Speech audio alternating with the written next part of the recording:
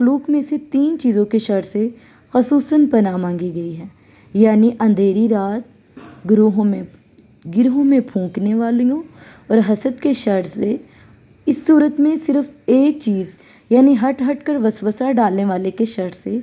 اللہ کی 3 صفات کے ساتھ پناہ مانگی گئی، کیونکہ پہلی 3 چیزیں انسان کے جسم و جان کو نقصان پہنچانے والی ہیں، جبکہ وسوسہ اس کے ایمان کو نقصان پہنچانے والا ہے،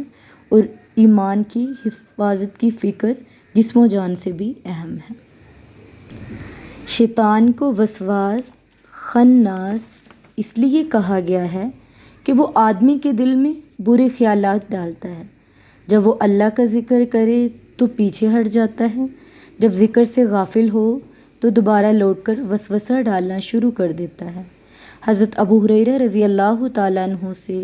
روایت ہے کہ رسول صلی اللہ علیہ وسلم نے فرمایا،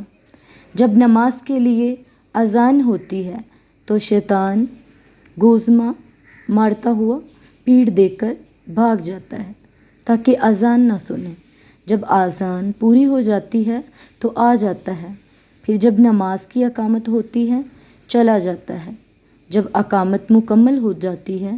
تو واپس آ کر آدمی اور اس کے دل کے درمیان خیالات ڈالنا شروع کر دیتا ہے، کہتا ہے فلاں چیز یاد کر، فلاں چیز یاد کر، وہ چیزیں جو اسے یاد نہیں تھی، یہاں تک آدمی کی حالت یہ ہو جاتی ہے کہ اسے یہ بھی معلوم نہیں ہوتا کہ اس نے کتنی نماز پڑھی ہے۔ معلوم ہوا کہ آدمی نماز میں دل سے حاضر نہ ہو تو شیطان اپنا کام جاری رکھتا ہے، وہ صرف اس ذکر سے پیچھے ہٹتا ہے جس میں زبان کے ساتھ دل بھی شریک ہو۔ الذی یوسوس فی صدور الناس، وسوسہ ڈالنے والے کے شر سے پناہ مانگنے کا مطلب یہ ہے کہ آدمی اس بات سے اللہ کی پناہ مانگے کہ وہ اس کے دل میں کوئی وسوسہ ڈال دے اور اسے راہ حق سے ہٹا دے،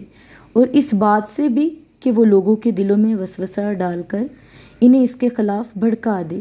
جس کے نتیجے میں دین پر عمل کرنے اور اس کی دعوت دینے کے راستے میں وہ اس کے لیے رکاوٹ بن جائے۔ دونوں صورتوں میں اللہ تعالیٰ ہی اس کے شر سے بچا سکتا ہے، اسی لیے اس کی پناہ مانگنے کی تعلیم دی گئی ہے۔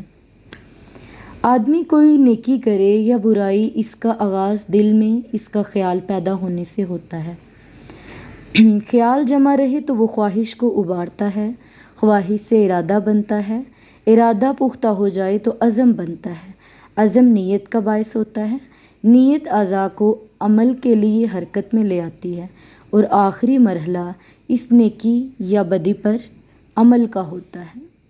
دل میں پیدا ہونے والا یہ خیال اگر نیکی کا ہو تو رحمان کے مقرر کیے ہوئے فرشتے کی طرف سے